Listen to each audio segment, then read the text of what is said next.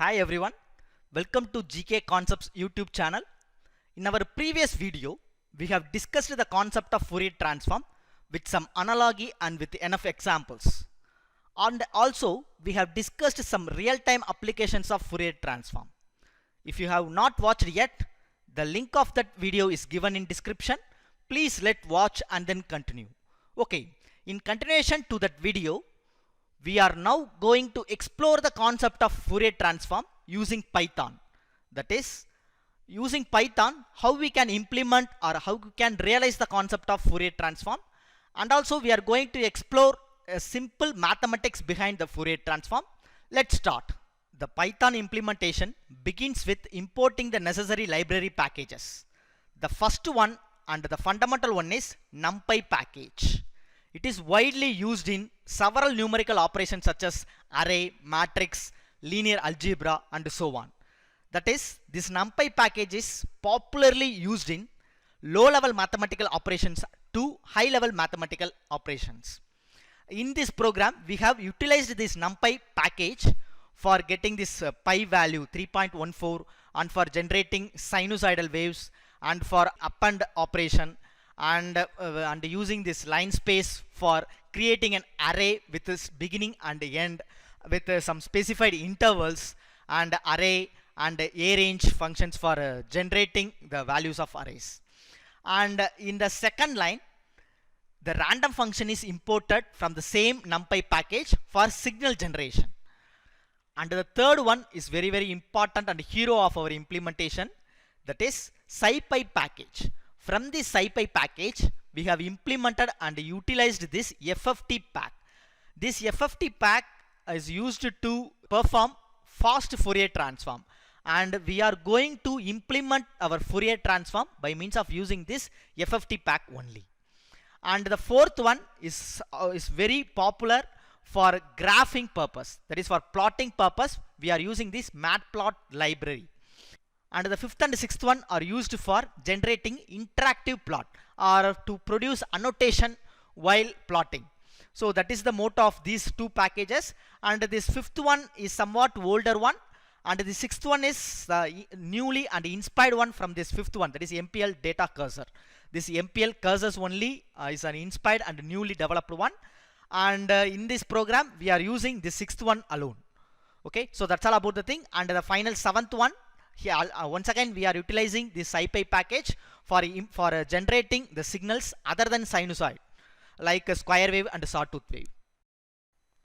After importing the necessary library packages, I have created a class named FFT, where I have defined the signal with the time period and what about its length, and I have obtained the frequency, and also I have obtained the amplitude and have written it for my future use. And finally I have defined a plot FFT which defines how my graph will looks like. For example, I am going to plot two graphs, so I need to plot it in a single window. So for that I have used here subplot with the split up of one, that is one row and two column with the figure size of 80 and 60. And this is for the time domain signal plot, and for that I am going to set my x label as time, which is measured in terms of seconds, and y label which I have set as amplitude, and the title I need to specify it as time domain signal. And for plotting frequency domain signal, that is frequency spectrum, I need to get this frequency and amplitude from the previous function, and later on I need to plot it with this frequency and amplitude with the red color, and with setting the x label as frequency, which is measured in terms of hertz, and y label magnitude, and with the title of frequency spectrum, which reveals the number of frequency components present in the time domain signal. And finally I need to plot. And one more thing is, I have utilized this MPL cursors for generating an interactive plot. Interactive plot in the sense, when I click the cursor on the plot, then it will tell what about the x and y values. And one more thing, if I set this hover equal to true, then it will tell even though if I not click, but when I move my cursor, that is mouse pointer, over the plot means, then it will tell what is the x and y value of that particular plot. That's what here I have set this hover which is equal to true. So that's all about this part. And moving on to the next part, that is very important one. After that, from the line 58 to 117, we have created a simple GUI for getting user inputs through Kinter library package. That is, we are going to use 3 signals for demo. So for getting the frequencies of these 3 signals from user, the created GUI will be used. Now it's the right time to specify the signal for demo. So before that, we need to specify the timeline for that signal. So t, which is equal to line space of the starting point of the signal, let it be 0, and the ending point of the signal, let it be 1, with the number of sample points between the 0 to 1 is, I'm going to consider it as 400. This 400 is fully depends upon the frequency that you are going to select. So as a better way, it needs to be a larger one. So for better plotting, so I'm going to make it as 400, and after that I'm going to create a signal for my demo purpose. So signal which is equal to, as a first case, I'm going to consider 3 sinusoids. So sine of 2 pi into frequency f1 into the t, that is time period. So for generating this signal, I'm going to use 3 sinusoids. So sinusoid, so I'm going to make use of this one. So simply copy and paste, and I'm going to simply add these 3 sinusoids for generating this demo signal. So yes, so this signal is nothing but the combination of 3 sinusoids, where this f1 represents the frequency of this first sinusoid, and here I need to change it to f2, where this f2 represents the frequency of this sinusoid, and here I need to change it as f3, where this f3 represents the frequency of this third sinusoid. Now I have generated a signal. So I'm going to run the code and let's check what happened. GUI will pop out. So for selecting the frequency of signal 1, I'm going to utilize this drop down menu. So for that one, I'm going to select 5. And for frequency of signal 2, also I'm going to select it as 5. And for selecting the frequency of signal 3, I'm going to use this drop down menu and I'm going to select it as 5. So once selected, so once the frequency of signals are selected, it will be displayed in the console window. For example, see here, the selected frequency of signal 1 is 5 Hz. Selected frequency of signal 2, signal 3 is also 5 Hz. So as a first step, for demo purpose, we are going to create a signal with 3 sinusoids having a same frequency of 5 Hz. So after submitting this GUI, so let's check what happens. So our plot is ready. So in this plot, the left hand side, we are having this time domain signal. So what about this signal? This signal is nothing but the combination of 3 sinusoids with the same frequency of 5 Hz. So let's check what happens. So the amplitude gets simply added. That is, each sinusoid is having 1 as amplitude. So as a resultant, we are getting 3 as an amplitude. And what about the frequency? The frequency is simply superimposed. In this case, we have created or we have generated this signal, but in real time we don't know how this signal is generated, because everything is real time. For example, assume my speech signal. So it is a non-deterministic one. So we don't know what about its composition. So for that one, how can we know its frequency components? Yes, for that only we are using a tool which is named as Fourier transform. So by means of using Fourier transform, we will get a frequency spectrum. So by means of using this frequency spectrum, we can reveal the frequency components present in that signal. Not only in a signal, in any kind of real-time signal. For example, let's come into this case. So here we have generated this signal with a frequency of 5 Hz. For F1, F2 and for F3 we have generated a signal with 5 Hz. So see here what happens. So here we are getting only one spike. This one spike represents what? This particular signal is having only one frequency component, and that frequency component is nothing, frequency 5 Hz with an amplitude of 3. So see here Here also it is 3, the amplitude. And what about the frequency that we know? It is 5 Hertz. So that's what this Fourier transform is used. It can reveal the number of frequency component it consists of. Okay, so let's check with a different one.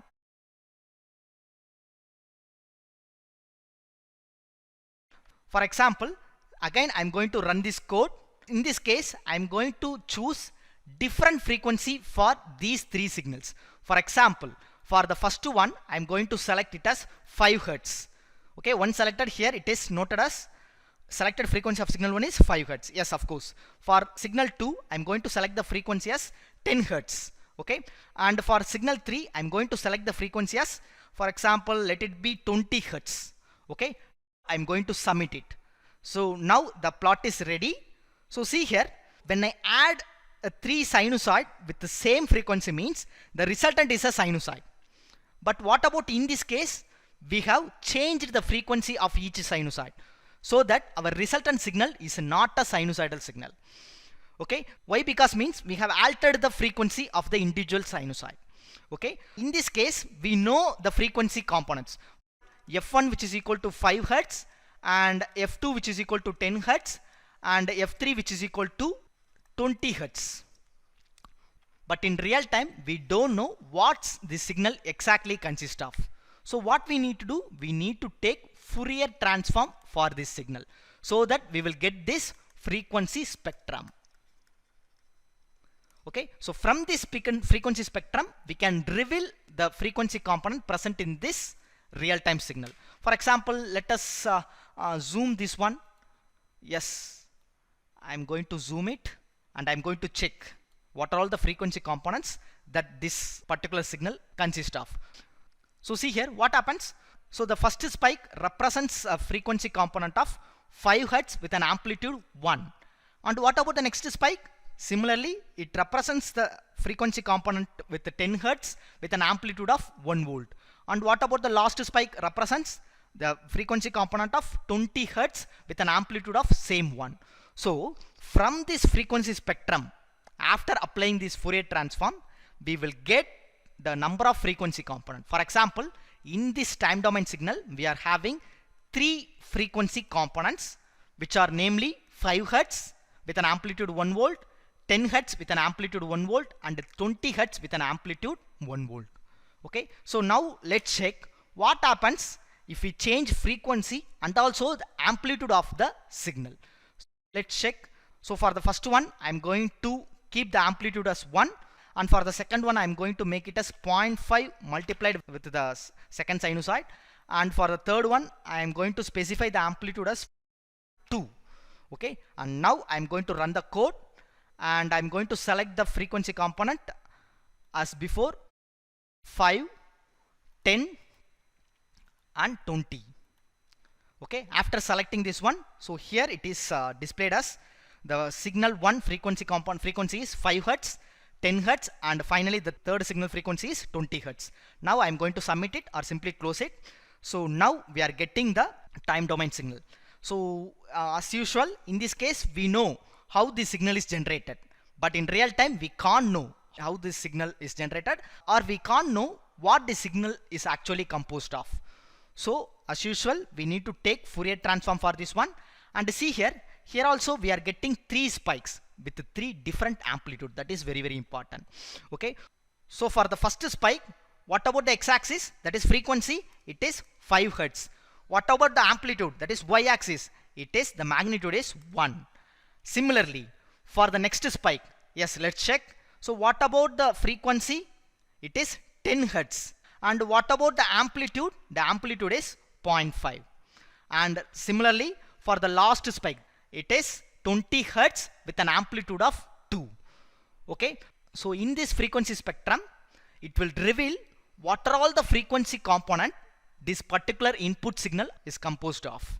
So for that only we are using this Fourier transform. Now I'm going to summarize. So for signal generation, when I use a same frequency sinusoid means our resultant signal is also a sine wave. Okay, if I change its frequency, for example F1 which is not equal to f2, which is not equal to f3 means the resultant signal is other than sinusoid, so non-sinusoid. Simply we can tell it as some real-time signal, because all the real-time signals looks like this, that is all are non-deterministic one. So how can we know about its composition? By means of taking Fourier transform. Fourier transform, we will get the frequency spectrum. Yes, of course, from this frequency spectrum we will get the spikes, and each spike corresponds to a frequency component with a particular frequency and with particular magnitude. And now I am having one question. How can we reconstruct this signal by means of using this frequency component? So actually what Fourier exactly proposed is, we can characterize any kind of real-time signal using a combination of sinusoid with different frequencies. That is very, very important. Now, how this can be mathematically formulated or mathematically represented? From these spikes, how can we reconstruct this real-time signal? Let's check.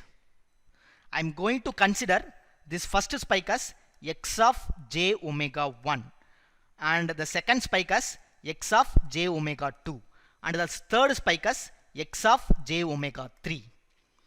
And after that, what I need to do is, I need to multiply this x of j omega 3 with the complex exponential e power j omega t. E power j omega t is nothing, it is the combination of cos omega t, that is the real part, plus j sin omega t. So we need to multiply this x of j omega 3 with this cos omega t plus j sin omega t. Similarly, we need to multiply this one with the complex exponential e power j omega t. Likewise, we need to multiply this second frequency component with this e power j omega t. And after that, we need to sum up all those things. And after that, finally, we will get this real-time signal. That's what mathematically it is formulated as, from minus infinity to plus infinity. Here, for our problem, we have only specified the positive values. But a signal will have a negative frequency component also. Let's assume this signal as x of t. So how can we reconstruct that signal? X of t, which is equal to integral over, since it is a continuous one, I am going to use integration. Okay, so integral over minus infinity to plus infinity. Why I have specified here minus infinity to plus infinity is, in our problem, all the frequency components are lies in positive frequencies. So there is a possibility for negative also, so that only I have taken from minus infinity to plus infinity level. So in that one, what I need to do? Simply I need to multiply the frequency spectrum, that is spike, with what? With the complex exponential e power j omega t into d omega. This is nothing but the synthesis equation of Fourier transform. That is, by using the synthesis equation, we can reconstruct this original signal x of t. How? By means of simply multiplying the frequency component, okay, with the complex exponential. That's what Fourier proposed, that we can characterize any kind of signal by means of using the combination of cosine and sine waveforms. Similarly, how can we analyze this one? That is, how can we get this x of j omega? Simply by applying this Fourier transform. So what about its mathematical formulation? And that mathematical formulation is termed as analysis equation of Fourier transform. This analysis equation will gives or will analyze what are all the frequency components this particular time domain signal will consist of. Now you can check on your own and explore this analysis equation and try to connect with this demo. Okay, now I'm going to close this window and I'm going to move to a different part.